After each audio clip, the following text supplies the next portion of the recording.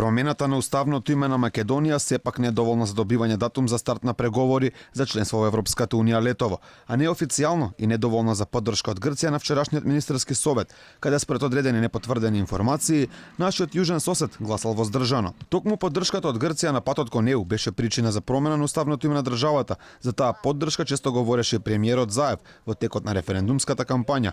Тој дури се пофали дека на заедничката средба со Ципрас во Скопје потпишан бил договор за помош од Грција при зачленувањето. Подпишани се договори за унапредување на соработката во одбраната и за заедничка соработка и асистенција на Грција во процесот на нашето зачленување во Европската унија. Поддршка на патот кон Европската унија и добивањето на датум за старт на преговори беше најавувано од грчкиот премиер Алексис Ципрас, откако Македонија го промени своето име и устав, велејќи дека ние и Грција треба да бидеме партнери и сојузници.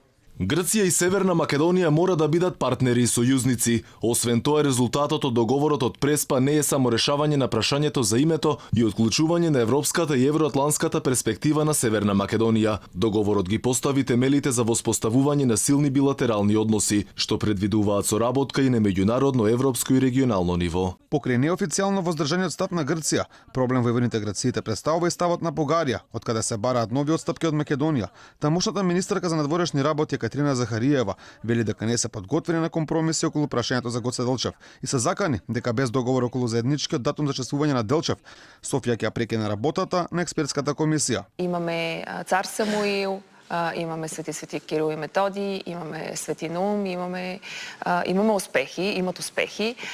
Гоце Делчев, казахте дали България е готова да направи компромис. Как да направиш компромис истината? Разбира се, че не. Аз и на пленарните разговори на комисията, а и на пресконференците много пъти съм казвала, ние не искаме нищо повече от истината.